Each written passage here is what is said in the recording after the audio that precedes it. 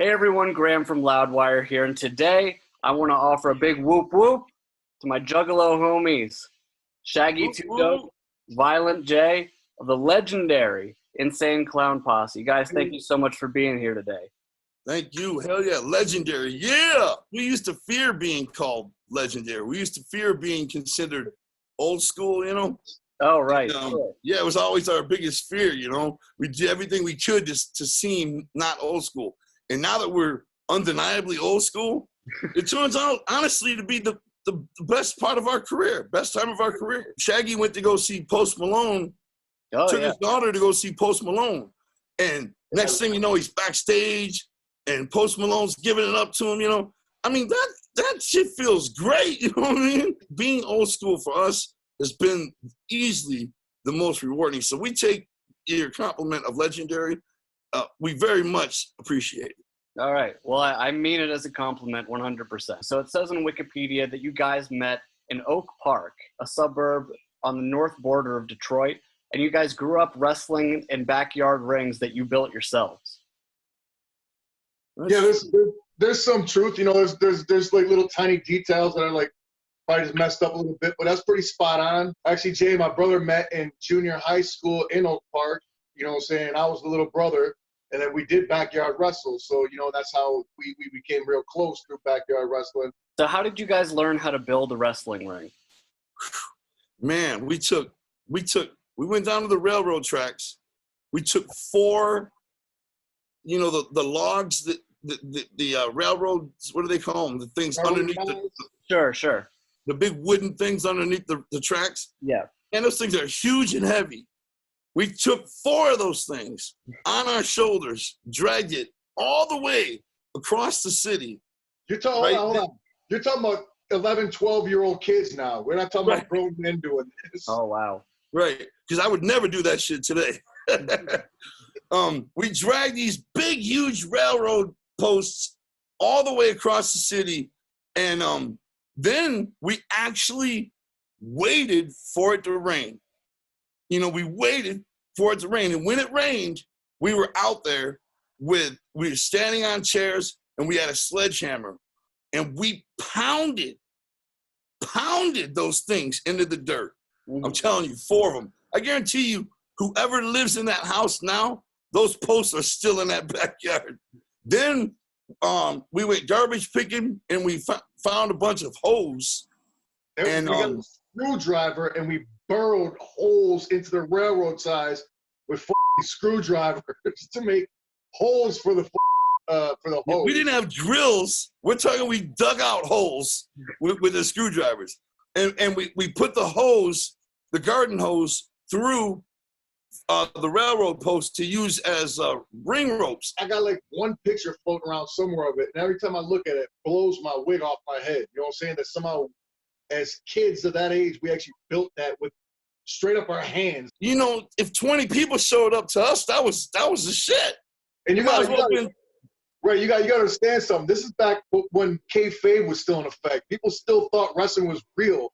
So as kids, we had wrestling cards with kids wrestling, but yet we're still able to convince all the other kids in the neighborhood that these kids that were wrestling that weren't us were actually from different parts of America flying in to wrestle for that day. And they believed us, you know what I'm saying? And we did this all the way till I was 18, I think. Well, I respect the hustle at such a young age. You guys were hard workers all the way back then. It says on Wikipedia that when you guys formed ICP, that you unanimously decided to not rap openly about Satan.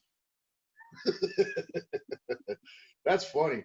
I don't think there was ever a discussion because nobody ever wanted to rap about Satan. Rapping about the devil was never on the table. You know, it wasn't something that was even presented to us. You know what I'm saying? The biggest underground artist at the time in Detroit, his name was Isham. And at the time, he used to rap about the devil. Mm-hmm. It was scary. I mean, it was scary. Isham would come out on stage in a coffin, you know, and he had a 666 on his shirt. And it was scary, you know. Kid Rock was around too, and he would be driving a tractor with like a wheat hat. These artists sort of had gimmicks. So when we looked at Esham, what he was doing, and we looked at Kid Rock, what he was doing, we were like, what are we about?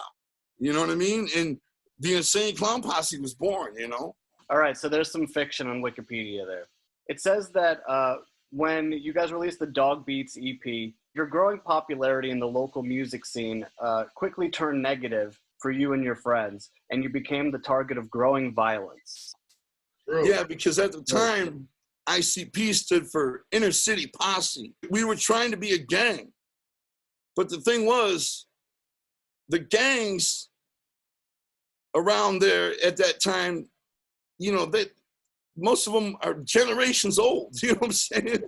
Real shit, man. It's like repping your soil. We were like, hey, we're the Inner City Posse. We started spray painting our shit everywhere.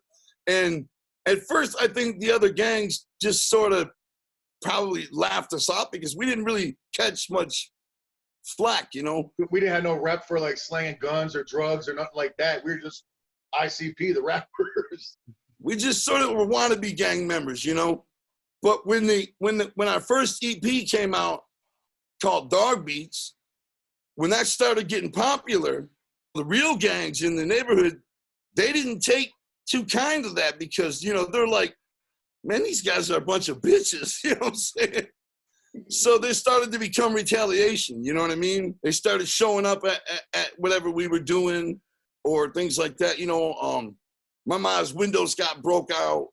You know what I'm saying? Things like that started happening. Since then, gang free, though. There ain't nobody after us, and we ain't after nobody. Violent J, you came up with the name Juggalos on stage in the middle of a performance when performing the Juggler in 1994. Not true. I never said, hey, what's up, Juggalos? Or anything like that. The term Juggalo was organic. It manifested itself. Yeah, I think it started from Juggler myself, you know what I'm saying? It's too close. But yeah, we don't really know exactly how it transpired, you know what I'm saying? Nobody knows exactly how it happened. There's a song called Murder Go Round, Jugga Lugga Loca Row. Yeah, we say that in Murder Go Round. I'm a Jugga Lugga Loca Row. It's just saying I'm a juggler, but like putting a flip on it, Yeah, that's where we think it came from. But without a doubt, people calling themselves Juggalos was never in our blueprints. You know we never were like, yo, you listen to our shit, you're called Juggalos. You know what I'm saying? Like Justin Bieber calls his fans believers, or you got little monsters or lambs or maggots. You know what I'm saying? We never gave people that listen to our shit a name. We never did that. Everybody came up with that themselves. It says with the Great Malenko, Disney, that owned Hollywood Records, requested that the tracks The Needin' Game, Under the Moon, and Boogie Woogie Woo be removed, threatening to not release the album otherwise. True. Utterly f***ing ridiculous, because those songs, there's so much on the album that is so much more violent than those songs. I mean, it is hard to fathom some round table of adults chose those 3 songs to leave off the album. What we did was we just said the same thing, just switched the actual words to shit they wouldn't understand. You know what I'm saying? Instead of we saying used like, more slang.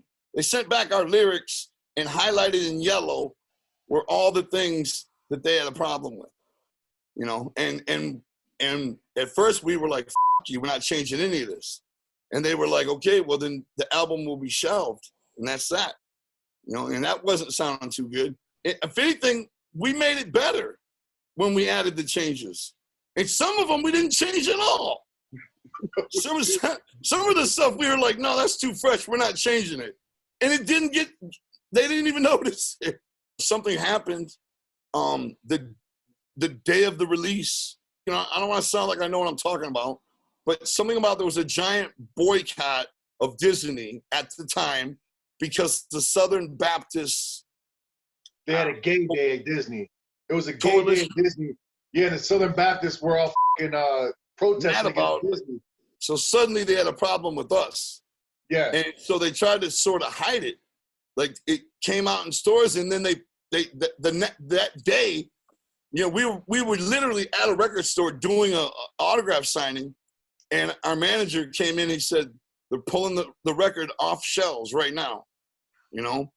Even after we made all those changes. It's not for everybody. We understand that it's a unique flavor, you know what I'm saying?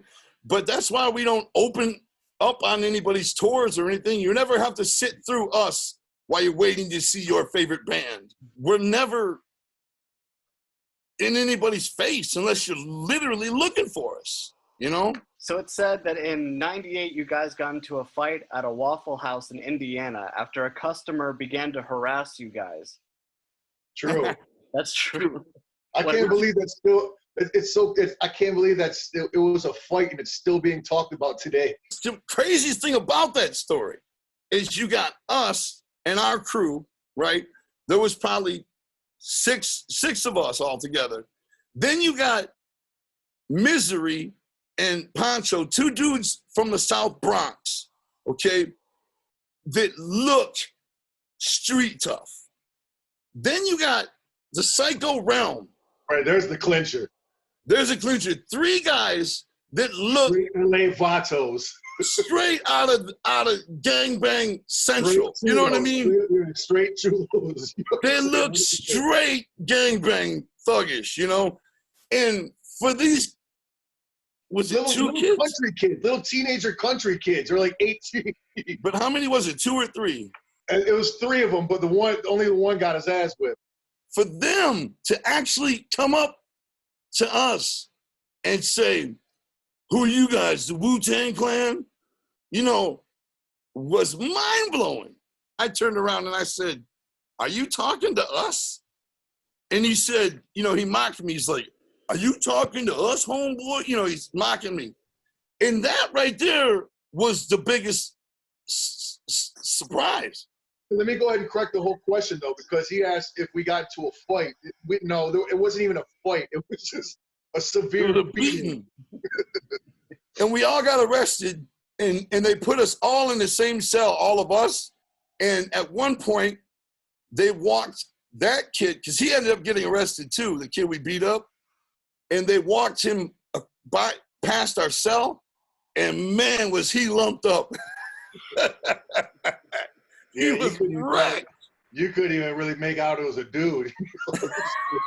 It says that in 2003, when you guys went to Australia, the Australian customs agents confiscated all of your guys' Faygo. I'm gonna say that's not true. That's not true. We were smart by then. We didn't bring none because we knew if you bring that much over, they think you're selling it. So we would just use soda from whatever country we were in and put fake Faygo labels on called Faco and use that. Yeah, we found that out way back in the 90s going to Europe. You can't bring Faygo, you know? For the song Miracles, Wikipedia describes it as a response to both modern jadedness and your guys' kids experiencing wonders of the world for the first time. Yeah, except for I don't know what modern jadedness means. Yeah, I was gonna ask the same thing. You know, at the time, I had a son who was an infant. So many things would blow his mind. You know what I mean? I think in this world, there are miracles, okay? And just because we live with them every day does not mean they're not miracles if you stop and look at it. A lightning bug, right? Flying around your front yard. That's nothing, right? Bullshit. That is a bug creating light. I mean, it is actually producing light. That's pretty incredible considering that's the only bug I can know of on the planet or animal that can do such a thing. Even magnets. To me, I mean, yeah, sure, a scientist can come and break it down for you exactly why a lightning bug can light its ass up. Well, I don't want to talk to no scientist. Yeah, because they take the fun out of it. And magnets are cool too. When I'm showing, you know, my 5-year-old magnets, he's tripping out because there's nothing there. Magnets are so much more powerful and have so many more uses than anybody can even fathom. I mean, there's no even reason for fuel or gasoline when it comes to magnets. You know, the aliens will tell you about that. You know what I'm saying? Aliens will show you how to fly without rocket propulsion. We've only begun to understand magnets, I believe, you know? That's very possible. Well, guys, thank you so much for giving me your time today. I appreciate you guys so much. And everyone out there, make sure next year to hopefully go to the gathering of the Juggalos when it's rescheduled for next year. Hopefully we'll be able to have festivals again next year. Guys, thank you so much. So appreciated. Thank you, my man. We appreciate you.